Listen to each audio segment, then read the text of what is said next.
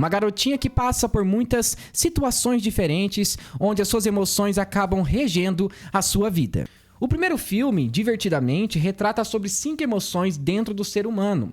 E no segundo, quando a garotinha chega à sua puberdade ou adolescência, uma outra emoção ou sentimento é atribuído ao filme. Depois de assistir esses 2 filmes, eu quero mostrar a vocês de como podemos encontrar esses sentimentos ou emoções em Cristo Jesus. Porém, tem um tipo de emoção ou sentimento que nós não encontramos em Cristo Jesus.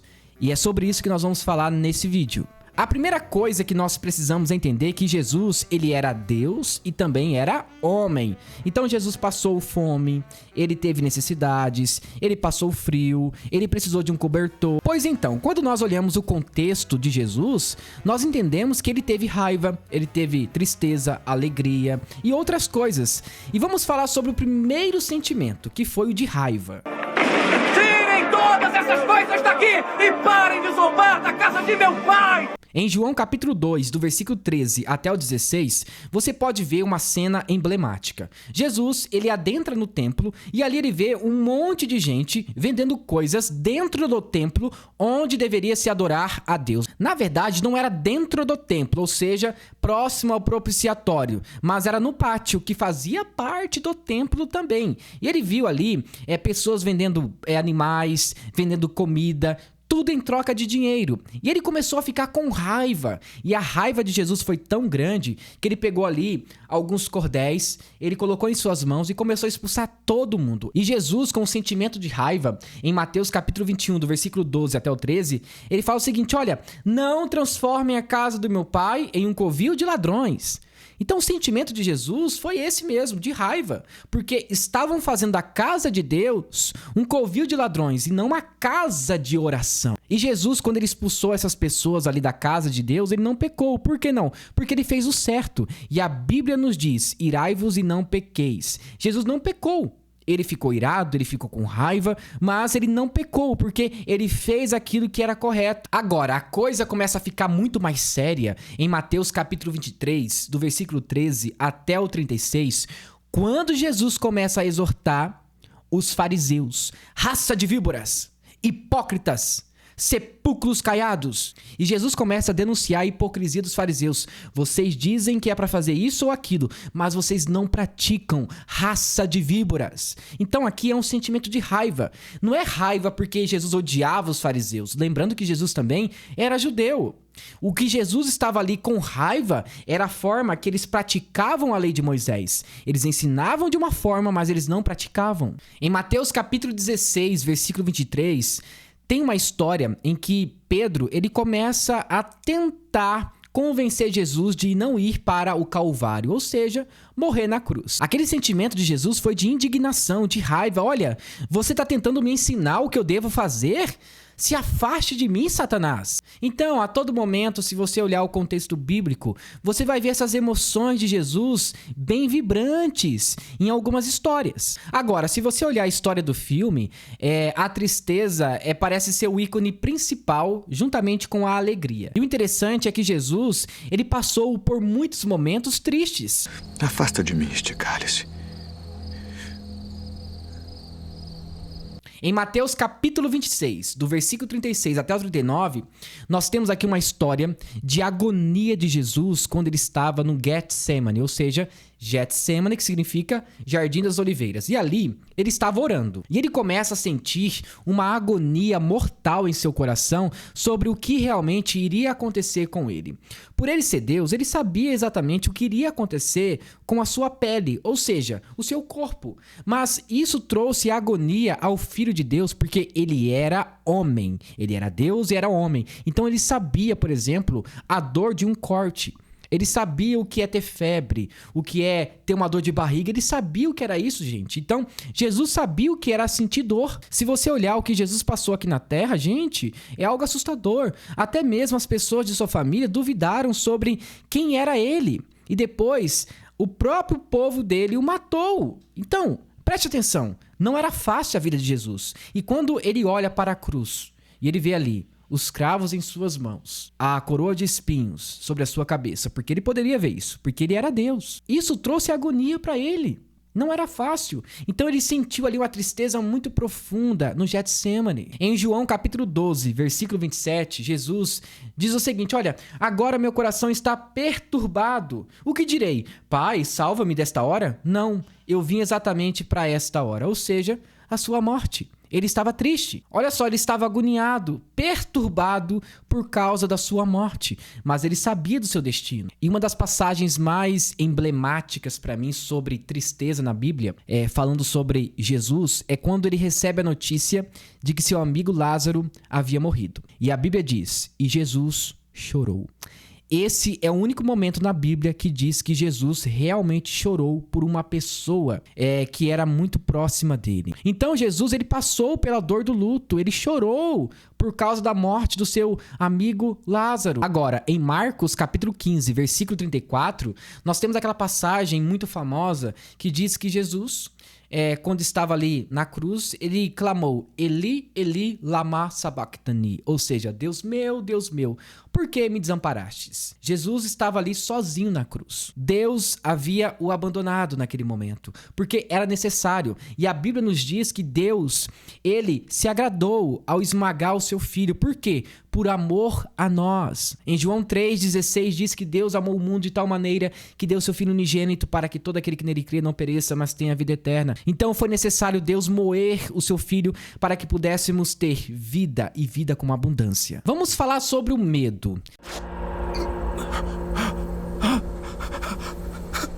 Lembre-se, durante a sua infância ou adolescência, Jesus, ele foi uma pessoa comum, uma pessoa normal no aspecto de vida, ou seja, ele teve os seus medos como adolescente, como criança, porque ele era ser humano e ao mesmo tempo ele era Deus. Nós não acreditamos naquela mitologia de que Deus ele é meio homem e meio Deus. Não cremos nisso. Nós cremos que Jesus foi 100% homem e 100% Deus. Porém, o apóstolo Paulo diz que ele não usurpou ser como Deus. E eu não quero também que vocês confundam a Bíblia com livros apócrifos, porque tem uma história por aí de que Jesus, quando era pequeno, ele pegou barro, ele moldou um passarinho, ele assoprou e o passarinho começou a voar. Então, isso daí, gente, é livro apócrifo. Nós não podemos confiar nisso. Então, nós não estamos falando sobre essa questão de atos de divindade durante a sua adolescência ou até mesmo infância. Nós estamos falando sobre Jesus homem que teve os seus sentimentos. Então, o medo, nós encontramos poucas passagens que falam sobre o medo. Você só sente medo de algo se você é inferior àquilo ou se aquilo te traz perigo. E para Jesus só teve uma coisa que mexeu com o seu coração. E tem dois textos que falam sobre o medo de Jesus Cristo, em Mateus 26 e em Lucas capítulo 22, que é o mesmo cenário que eu falei anteriormente de Jesus no Getsemane, onde realmente ele sentiu medo daquilo que iria acontecer com o seu corpo. Porque, gente, como eu disse, Jesus, ele tinha os seus sentimentos, assim como os apóstolos, como Pedro, Tiago e João. Então, quando ele se deparou da morte, daquilo que poderia acontecer, as chicotadas nas suas costas, aquele prego na sua mão, a coroa de espinhos, isso trouxe medo a Jesus Cristo. E como homem, ele sabia exatamente o que era medo. Agora, preste bem atenção. Não quer dizer que o medo de Jesus foi uma barreira para que ele não conseguisse progredir. Não, ele conseguiu progredir de uma forma muito espontânea e ele foi até a cruz e morreu por nós. Então, o medo que ele tinha de ser morto foi suprido com a vontade de Deus e a obediência dele no seu Pai. Então, o medo, ele é dissipado quando nós cremos no Deus Pai. Porque quando nós olhamos para a morte e nós lembramos que Jesus morreu por nós, não há mais medo. O amor de Deus lança fora todo medo, e isso é bíblico. Então, essa é a única passagem que nós encontramos de uma forma muito explícita, tá? Que Jesus teve medo, mas esse sentimento de medo fez com que ele, na verdade, continuasse, porque ele estava fazendo a vontade do Pai e não a própria vontade dele, ou seja, Jesus homem. Então, é isso que ele estava fazendo no decorrer ali da história dele como Redentor de Israel e de outras nações. Portanto, essa é a única passagem que nós encontramos que realmente demonstra que Jesus teve medo em uma certa situação. Agora vamos falar sobre o nojo, tá? Que é um personagem ali do filme. Lembrando que Jesus, ele não sente nojo de ninguém, porém, ele sente nojo de algumas doutrinas por aí. Por isso eu digo, ai de vocês fariseus! Lembrando que nós não encontramos essa palavra na Bíblia porque não era muito típico falar sobre isso tratando-se de pessoas, porque a Bíblia não fala de pessoas que Jesus sentia nojo, por exemplo, não. Porém, nós temos alguns versículos que nos ajudam a falar sobre esse assunto. Por exemplo, em Mateus capítulo 23, do versículo 27 até o 28, Jesus tem uma repulsa, um enjoo, um nojo das doutrinas dos fariseus. Em Marcos capítulo 9, versículo 19, também tem uma repulsa de Jesus sobre a sua geração. Ele diz o seguinte, olha, ó geração incrédula, até quando estarei com vocês? Então, é tipo o enjoo da geração. Olha, vocês me dão enjoo, é porque vocês não creem nos meus milagres. Agora, em Lucas capítulo 13, do versículo 31 até o 32, chama Herodes de raposa. Olha, vão dizer àquela raposa, expulsarei demônios e curarei o povo hoje e amanhã, e no terceiro dia estarei pronto. Então Jesus, ele não tinha nojo de nenhuma pessoa, mas de suas práticas. Agora vamos falar sobre a alegria.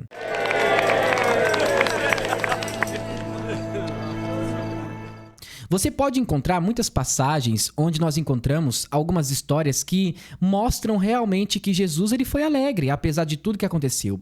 Em João capítulo 2, do versículo 1 até o 11, tem as bodas em Caná. E ali tem um casamento. Todo casamento, gente, é uma festividade de alegria. Então, esse é o momento em que Jesus estava se alegrando juntamente com a sua família em um casamento de um amigo dele ou de algum parente. E se você olhar os 4 evangelhos, você vai perceber que esse é um dos momentos mais alegres de Jesus Cristo.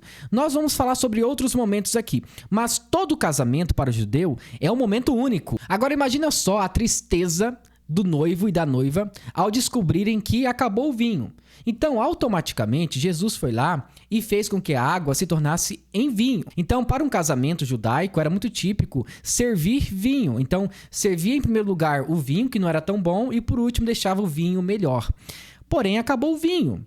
Então, aquele casamento ficaria para baixo, todo mundo ficaria triste. Se acabou o vinho, o coração do homem não consegue mais se alegrar. E Salomão diz que o que alegra o coração do homem é o vinho. Então, Jesus vai lá e faz com que a água se torne em vinho, através do seu poder. Então esse é um momento alegre. Aquilo que poderia ser triste se torna em alegria. Então aquele casamento que poderia ter o seu fim muito tristonho se torna na verdade um fim emblemático e com muita alegria.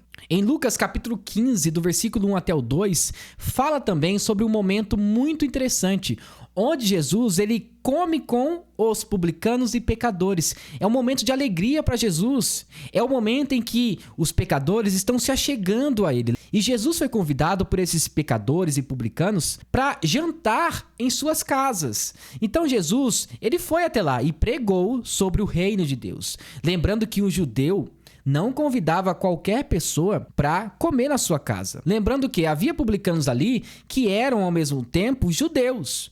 Era, na verdade, uma mistura com o judaísmo e também com algumas ideias greco-romanas da época. Mas essas pessoas abriram as portas para Jesus. E para Jesus foi um momento de alegria, jantar ou almoçar com essas pessoas, publicanos e pecadores. Para ele foi um momento assim extraordinário. Agora, em Lucas capítulo 10, do versículo 17 até o 21, nós temos uma passagem muito interessante que os discípulos são enviados ali para pregar nas aldeias e eles voltam e começam a testemunhar o que aconteceu. E eles começam a dizer o seguinte: olha, Jesus, nós batizamos muitas pessoas, nós expulsamos demônios. E Jesus fala o seguinte: olha, eu te louvo, Pai, Senhor do céu e da terra. Sim, Pai, pois assim foi do teu agrado. Então, Jesus, ele sentiu alegria naquele momento ao ouvir o que estava acontecendo nas aldeias, nas cidades vizinhas, naquelas regiões ali que tinham pessoas leprosas. Tudo aquilo que os discípulos falaram sobre os testemunhos, aquilo que aconteceu, o coração de Jesus se alegrou. Ele começa a dizer o seguinte: eu te louvo. Então Jesus se alegrou com aquilo ao receber essas mensagens de que pessoas estavam sendo libertas de seus demônios e tudo mais. Então foi um momento de alegria de Jesus. Em Mateus capítulo 16, do versículo 16 até o 17, Também tem uma passagem muito interessante onde Pedro reconhece Jesus como filho de Deus. E Jesus, ele se alegra quando Pedro reconhece que ele era o filho de Deus. Jesus diz o seguinte: olha, não foi a carne que te revelou, mas foi o próprio Deus que te revelou isso, Pedro. E nós temos também uma última passagem em Atos dos Apóstolos, onde mostra Jesus, ele comendo juntamente com seus discípulos, em seu estado já espiritual, com seu corpo glorificado. Então Jesus sentiu alegria até mesmo após a sua ressurreição, quando ele estava juntamente com os seus amigos, almoçando ali ou jantando durante um período do dia. Então, gente, todos esses textos mostram realmente que Jesus, ele sentiu alegria durante muito tempo em sua jornada aqui na Terra, porque ele era homem, ele era ser humano como nós. Agora, vamos para o último sentimento que para mim Jesus não teve. Tá? E eu vou explicar por quê. A ansiedade. Ficai aqui. Na minha opinião, e lendo a Bíblia também, eu não encontrei nenhuma passagem que demonstra que Jesus teve ansiedade. Não é correto dizer que Jesus teve ansiedade porque Jesus era Deus. Ele sabia o que iria acontecer. E o grande problema da ansiedade é que ela antecipa algo que não aconteceu ainda e nos traz preocupações. Alguns dizem, não, Jesus teve ansiedade ali quando ele estava no Getsemane. É meio difícil falar isso porque a ansiedade é a incerteza de coisas que ainda não aconteceram. É tipo assim, Jesus não sabe o que vai acontecer, ele prevê. Então, se ele prevê, ele vai ter ansiedade, porque não aconteceu ainda. E depois da ansiedade pode vir o quê? A depressão e até mesmo crise do pânico. E essas coisas nós não vemos no Filho de Deus. Então, nós não podemos fazer teologia no silêncio das Escrituras. E se você olhar toda a história de Jesus, não parece que ele teve ansiedade, porque a todo momento ele confiava no Pai. E a Bíblia nos diz que nós devemos lançar toda a nossa ansiedade diante de Deus, porque ele tem cuidado de nós. Só que no caso de Jesus, ele não teve ansiedade. Por que não? Porque ele sabia o que iria acontecer com ele. Ele fala o seguinte, olha, basta cada dia o seu mal. Vamos fazer as coisas de hoje. Então ele já ensinava que nós não devemos ficar preocupados com o amanhã e viver o hoje. Então como que um homem ensina que nós devemos viver o hoje e não se preocupar com o amanhã, e esse mesmo homem teve ansiedade? Não faz sentido, entende? É por isso que Jesus fala o seguinte, olha, vocês não devem ficar ansiosos por causa de coisas, ou seja, o trabalho, a alimentação, ou até mesmo a roupa que vocês vão vestir. Então, de todas essas emoções, o único sentimento ou emoção que não tomou conta do corpo de Cristo em si foi a ansiedade, porque ele sabia o que iria acontecer. Então esse foi o nosso vídeo, eu espero que você tenha gostado, e se você gostou, não se esqueça, deixe seu like, se inscreva no canal e ative o sininho de notificações. Que Deus te abençoe, em nome de Jesus, amém.